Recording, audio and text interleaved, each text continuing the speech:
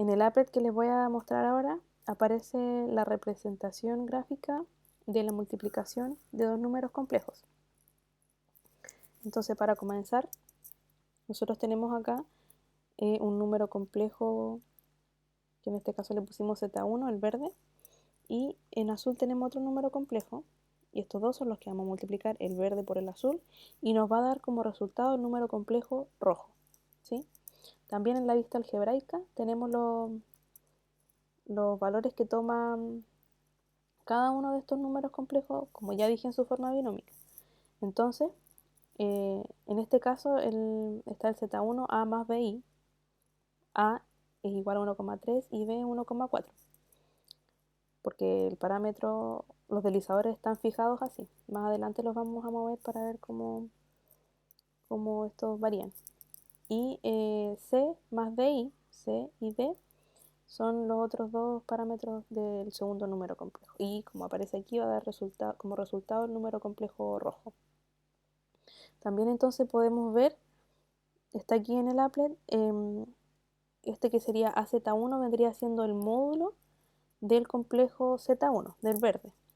AZ2 sería el módulo del complejo azul y AZ3 el módulo del complejo resultante de la multiplicación de los primeros números complejos. Y también aquí tenemos el argumento que nosotros seleccionamos acá, vemos el argumento solamente del número complejo verde, del Z1. Ahí tenemos de Z2, el azul, el argumento, y el argumento del vector resultante de la multiplicación de los dos primeros números complejos. Yo aquí tenía seleccionados los tres. Entonces, ¿cuál es la finalidad de esto?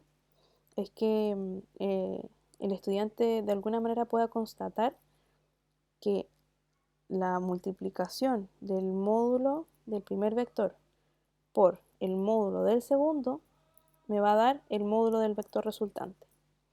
Y en cuanto a los argumentos, el argumento de Z1 más el argumento de Z2 me va a dar el argumento entonces de Z3, ¿sí?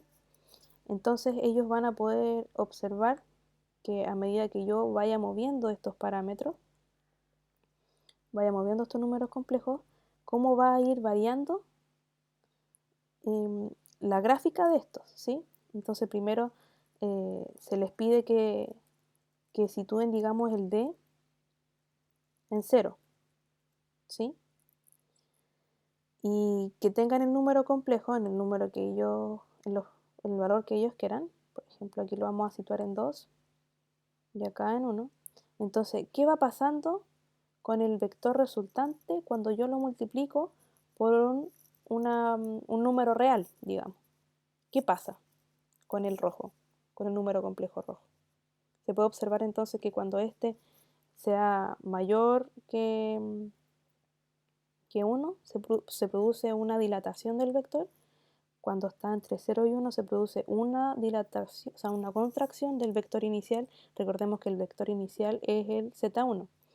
Y cuando multiplico por un número que está entre menos 1 y 0, también se produce una contracción del vector, pero en el sentido contrario. Y si yo lo agrando, entonces también va a producir una dilatación, pero también en el sentido contrario. Entonces después situamos C en 0 y vemos qué va pasando con el vector resultante cuando yo voy variando D. ¿Sí? D, recordemos que es el número que acompaña la parte imaginaria, ¿sí? El valor imaginario, por así decirlo. Entonces, ¿qué es lo que está pasando ahí? ¿Sí? ¿Qué es lo que podemos observar? Aquí hay algo fundamental que pasa con el tema de los 90 grados. ¿Qué es lo que está pasando con esto? ¿Sí? Y así entonces después van a poder ver más abajo en la actividad que está descrita cuáles son los pasos a seguir, donde ellos tienen que analizar el tema de las potencias de I también, como se pueden ver aquí en la gráfica, y finalmente llegar a la conjetura que les dije inicialmente, o sea que la multiplicación de los primeros módulos me va a dar como resultado el módulo de la igualdad de la multiplicación de los módulos iniciales, y la suma de los primeros módulos me va a dar como resultado el módulo del vector resultante.